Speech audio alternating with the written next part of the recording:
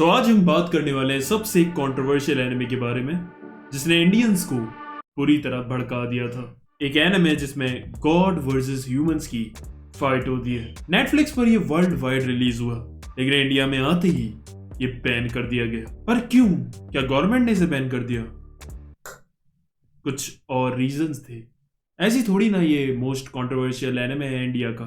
मतलब ऐसा कहा गया है कि इसमें हिंदू गॉड्स को थोड़ा डिसरिस्पेक्ट किया गया है। बट क्या ये सही बात है? क्या सच में इसमें डिसरिस्पेक्ट किया गया है या फिर सिर्फ रूमर्स फैलाए जा रहे हैं? अब इस पूरी समझने के लिए ना शुरू से शुरू करते हैं। साथी रिकॉर्ड ऑफ रैग्नारॉक एक मांगा सीरीज है जिसे बनाया है 3 लोगों ने। स्टोरी कॉन्सेप्ट जिन्होंने सोचा था उनका नाम था ताकुमी फुकुई, और जो उनके साथ इस स्टोरी के राइटर हैं उनका नाम है शिन्यू युमेमोरा, एंड जो इस मांगा का आर्टवर्क करते हैं उनका नाम है अजिनजिका। अब इस मांगा को बनाने का आइडिया भी ना इन्हें ऐसे ओवर थिंक करके आया था, जो हम लोग भी करते हैं रात के 2-3 बजे। तो इन्होंने सोचा यार गॉड्स जो हैं वो तो हैं बहुत ताकतवर and we are the creation of them, but उसके बावजूद भी हम बहुत ज्यादा वीक हैं उनसे। बट कभी कभी ऐसा भी होता है, क्रिएशन भी कभी कभी उनके मास्टर को भी हरा सकती है ग्रो होकर, जैसे एंड्रॉइड 17 और 18 ने गैरो को मारा था। तो फिर ऐसा भी हो सकता है कि क्या ह्यूमंस गॉड्स को हरा सकते हैं? बस इसी थॉट को ध्यान में रखते हुए इन्होंने अपनी मांगा को लिखा। अब रिकॉर्ड ऑफ रैग्नारॉक की स्टोरी काफी सिंपल है। एक दिन सारे गॉड्स अपनी सभा में बैठे हुए होते हैं और वो डिसाइड करते हैं कि उन्हें अब इंसानों की नस्ल को खत्म कर देना चाहिए। बट उधर जो वल्कायरी होती है वो उनसे कहती है कि उन्हें इंसानों को एक मौका देना चाहिए अपने आप को प्रूव करने का, एंड इसीलिए फिर टूर्नामेंट अनाउंस होता है गॉड वर्सेस ह्यूमंस का। अगर गॉड्स ने ज्यादा राउंड जीते तो वो ह्यूमंस को खत्म कर देंगे, और अगर ह्यूमंस गॉड से जीत गए तो उनकी नस्ल बच जाएगी। अब बस एक एक करके राउंड होते हैं। इधर से करके गॉड्स आ रहे थे, Thor, Zeus, Lord Shiva, and दूसरी तरफ से आ रहे थे अभी तक के ह्यूमैनिटी के सबसे ताकतवर ह्यूमंस उनसे लड़ने के लिए, like Sasaki Kojiro, Jack the Ripper, Raiden. And इन्हीं बैटल्स के बीच इन्हीं ह्यूमंस की बैक स्टोरी भी दिखाई जा रही थी because they are very powerful. So yeah it is very interesting plot. तो इसलिए जब ये मांगा रिलीज हुई 2017 में तो काफी जल्दी ही ये पॉपुलर होने लगी, जिसके बाद इसका एनिमे बनाकर खुद नेटफ्लिक्स ने इसे 17 जून 2021 को स्ट्रीम करा वर्ल्ड वाइड। बट ये स्ट्रीम होता उससे पहले ही राजन जैद, जो कि प्रेसिडेंट हैं यूनिवर्सल सोसाइटी ऑफ हिंदुइज्म के, उन्होंने पहले ही इसकी मांगा को पढ़ा था। एंड जो इसमें लॉर्ड शिवा के सीन्स थे वो उन्हें काफी इनएप्रोप्रिएट लगे, एंड इन्हें लगा कि उसमें भगवान शिवा को थोड़ा गलत तरीके से दिखाया। इसलिए उसके बाद जब ये एनिमे आया तो इसे काफी ज्यादा बैकलैश मिला, एंड फिर प्रेशर में आकर कुछ दिनों बाद ही नेटफ्लिक्स ने ही इसे बैन कर दिया। सो यार तुम्हें ये समझना होगा कि it is not legally band. इसे गवर्नमेंट के ऑर्डर्स पर नहीं बैन करा गया था, बल्कि नेटफ्लिक्स इंडिया के डिसीजन ने इसे बैन किया, क्योंकि उन्हें लग रहा था कि इससे उनके स्ट्रीमिंग प्लेटफॉर्म पर खतरा आ सकता है। अब पता है कंट्रोवर्शियल चीजें क्या थी? जो लॉर्ड शिवा का कैरेक्टर था वो रियलिटी से काफी अलग है। मतलब he is a very super chill fun guy जो मजाक वगैरह भी कर रहे हैं, एंड उन्हें लड़ाई करना भी काफी पसंद है। बट इन एक्चुअल हमें पता है कि भगवान शिव एकदम शांत किस्म के काफी भोले भगवान हैं, जो शांति से बैठकर हर टाइम मेडिटेशन करते हैं। जब तक नीड ना हो तब तक वो लड़ने के लिए भी नहीं जाते। एंड इसी एनिमे में एक सीन था जहाँ ज़ुइस ने लॉर्ड शिवा के कंधे पर हाथ रख दिया था, एंड वहां ऐसा दिखाया गया जैसे वहां लॉर्ड शिवा काफी डरे हुए हैं। तो इस सीन को लेकर यहाँ पर काफी कंट्रोवर्सी हुई थी कि यहाँ पर भगवान शिव को काफी ज्यादा कमजोर दिखाया गया। बाकी अपीयरेंस की बात करें तो कलर वगैरह तो सेम है, एंड जो इनकी तीसरी आंख है आई ऑफ डिस्ट्रक्शन वो हमेशा बंद रहती है, लेकिन एनिमे में उसे हमेशा खुला हुआ दिखाया, जबकि तुम्हें पता है कि इसके खुलने पर दुनिया खत्म हो सकती है। एंड मेन ये भी था कि उन्हें एक एंटरटेनमेंट टूर्नामेंट का हिस्सा होते हुए दिखाया, एंड यही चीज बहुत लोगों को देखकर लगा कि ये डिसेप्शन रिलीजियस सेंटिमेंट्स को हर्ट करता है। एंड मेन प्रॉब्लम ये भी थी कि ये नेटफ्लिक्स पर है तो अब पूरी दुनिया इसे देख सकती है, एंड बाहर के लोगों को जिन्हें हमारे गॉड्स के बारे में नहीं पता है वो जब ये एनिमे देखेंगे तो उन्हें इस एनिमे से देखकर यही लगेगा कि हमारे जो भगवान शिव हैं वो ऐसे ही हैं जैसा एनिमे में दिखाया है। सो एक गलत इमेज भी पोर्ट्रे हो रही थी दूसरे लोगों के सामने, एंड दैट्स व्हाई इस पे फिर काफी सारी कंप्लेंट्स हुई, प्रोटेस्ट हुए, एंड उसके बाद नेटफ्लिक्स को इसे बैन करना पड़ा। अब एक और सवाल उठता है कि उन्होंने इस एनिमे में ग्रीक और नॉर्स गॉड्स को भी दिखाया, वो भी एकदम अलग तरीके से। कोई भी गॉड उनका भी एकदम सेम नहीं है, बल्कि पोसाइडन और हरकुलस जैसे गॉड्स को तो उन्होंने हरवा भी दिया ह्यूमन से। बट ये देखने के बाद उन लोगों को कोई प्रॉब्लम क्यों नहीं हुई?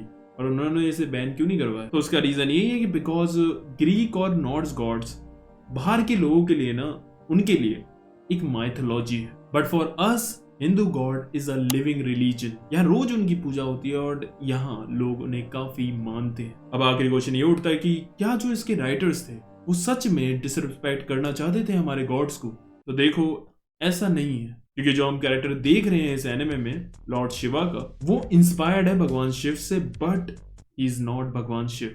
if वो सच में रियल भगवान शिव को दिखाते तो ये एनिमे मुझे लगता है 5 मिनट में ही खत्म हो जाता। काम तो 1 ही सेकंड का है, बट 5 मिनट भी उन्हें भगवान शिव को उकसाने में लगते हैं, क्योंकि वो बहुत ज्यादा शांत और भोले हैं। सो या ये समझना होगा कि इट इज इंस्पायर्ड फ्रॉम भगवान शिव, एंड इसीलिए इस कैरेक्टर में काफी सारी चीजें हमारे भगवान शिव से अलग है, जो कि इसके मांगा के क्रिएटर ने अपनी थोड़ी क्रिएटिविटी डालकर इसके कैरेक्टर को क्रिएट किया है। बाकी मैं कहना चाहूंगा कि सारे गॉड्स को लगभग इक्वली ही ट्रीट करा गया है, एंड इवन जो लॉर्ड शिवा का कैरेक्टर था वो मुझे सबसे तगड़े गॉड लगे, क्योंकि बाकी गॉड्स के हिसाब से इनकी बैक स्टोरी सबसे लंबी है और अच्छे से बताई गई थी। इवन दो कुछ ही एलिमेंट्स उस स्टोरी में रियल थे, जैसे कैलाश पर्वत और काफी सारे डीमन जिन्हें शिव जी ने मारा था। बाकी पूरी स्टोरी फिक्शनल थी। रुद्र जो थे वो एक रूप थे भगवान शिव के, कोई अलग कैरेक्टर नहीं था या कोई अलग गॉड नहीं था। बाकी मुझे लॉर्ड शिव का कैरेक्टर इसलिए भी तगड़ा लगा, the way he fights, it's amazing. And जो लास्ट में वो ट्रांसफॉर्मेशन था ना तांडव वाला, ब्रो क्या तगड़ा दिखा है। किसी भी गॉड का मुझे इतना तगड़ा नहीं लगा। बाकी ये भी बोला गया है कि इन्होंने शिव जी को काफी कमजोर दिखाया है, and it's absolutely right, because actually भगवान शिव को वो दिखा ही नहीं सकते। He is everything. Shivji was never born. He exists beyond time, death and creation. Shivji is Anadi and Anant. Anadi means without beginning और अनंत means without end. समझ रहे हो? मतलब उनकी ना तो शुरुआत हुई है और ना ही अंत। कहते हैं ना, जैसी शुरुआत होती है उसका अंत तो जरूर होता है। भाई उनकी शुरुआत ही नहीं हुई है तो अंत कैसे होगा? बहुत तगड़ी लाइन नहीं मार दी मैंने। क्या है कि ये सब मैंने अपनी अम्मा जी से पूछा था शिव जी के बारे में सब कुछ, वहीं से मुझे इतनी सारी ज्ञान प्राप्ति हुई। एंड तुम खुद सोचो, अगर सच में शिव जी होते तो उन्हें हैंड कॉम्बैट फाइट इतनी देर तक करने की जरूरत ही क्या थी? वो तो सिर्फ एक खत्म, उन्हें हाथ उठाने की जरूरत नहीं है। He is so powerful. But तुम्हें ये एक बात समझनी होगी कि ये मांगा है, इसमें फिक्शनल स्टोरीज होती है, एंड इसलिए जो ये भगवान शिव का कैरेक्टर है ये भी फिक्शनल है, एंड इसलिए इसकी कैरेक्टर्स की पावर्स को इन्होंने कम करके दिखाया ताकि जो रेडिन के साथ इनकी बैटल हो वो थोड़ी इंटेंस हो, क्लोज हो, वरना तुम्हें मजा थोड़ी ना आएगा कि 2 सेकंड में फाइट खत्म हो गई। वैसे भी इस फाइट तक आते आते इससे पहले 2 गॉड जीत गए थे, थॉर और ज़्यूस, और उन दोनों की बैटल बहुत ही क्लोज हुई थी ह्यूमंस के साथ। लेकिन उसके बाद दोनों गॉड्स पोसाइडन और हरक्यूलिस दोनों हार गए, तो इसलिए अब 2 और 2 का टाई हो चुका था पॉइंटर्स में। एंड इसलिए अब जो ये बैटल होने वाली थी ना, लॉर्ड शिवा वर्सेस रेडन, इस बैटल में हमें बिल्कुल अंदाजा नहीं था कि क्या होने वाला और कौन जीतेगा। एंड जो इसमें क्लोजनेस थी और जो इंटेंस और सस्पेंस बना कर रखा था इस बैटल में, वही चीज इस बैटल को और तगड़ी बनाती है। तो खुद ही सोचो, अगर भगवान शिव असली वाले होते तो खत्म, तो फिर मजा ही नहीं आता मांगा पढ़ने वालों को। समझे?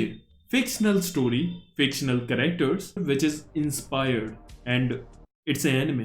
बाकी तुम खुद ही सोचो कि इनके क्रिएटर्स क्यों ही रियल गॉड्स के कैरेक्टर्स बनाएंगे। इन्होंने पढ़ा जरूर होगा हर एक गॉड्स के बारे में अच्छे से, एंड देन उसके बाद इन्होंने अपने स्टाइल में इन कैरेक्टर्स को डिजाइन किया। सेम डिजाइन नहीं किया, बस इंस्पिरेशन ली। और वो सेम क्यों ही डिजाइन करेंगे, तुम खुद सोचो। जो इनकी स्टोरी का कॉन्सेप्ट है गॉड वर्सेस ह्यूमंस, यही साला इतना बड़ा फिक्शनल है। ऐसा हो भी सकता है कि ह्यूमंस 1 सेकंड भी टिक भी पाए गॉड्स के सामने, और एक्चुअली मैं सही बताऊं तो वो कंट्रोवर्सी से ना बचना चाहते थे, इसलिए उन्होंने किसी भी गॉड को सेम पोर्ट्रे नहीं किया। थोड़ा थोड़ा इंस्पिरेशन लेकर बस अपना फिक्शनल डिजाइन देकर बनाया। तुम गौतम बुद्धा को ही देख लो, रियल लाइफ में वो कैसे हैं और इस एनिमे में कैसे हैं। सो ये था मेरा ओपिनियन रिकॉर्ड ऑफ रैग्नारॉक को लेकर। एग्री करते हो तो बता देना, नहीं करते हो तो भी बता देना। और हाँ, गाली देकर किसी को हेट कमेंट या किसी रिलीजन को हेट कमेंट मत करना, वरना बेवजह मुझे रिपोर्ट मारनी पड़ेगी। थोड़ा सेंस है तुम्हारे पास, सो ठीक है। बाकी अगर तुम्हें ये एनिमे देखा है ना तो तुम बताना तुम्हें कैसा लगा। ये वीडियो तो यही खत्म हुई, लेकिन तब तक के लिए तुम ये दोनों वीडियोस देख सकते हो, कसम से रिग्रेट नहीं करोगे। आज के लिए बस करते हैं। आरिगातो।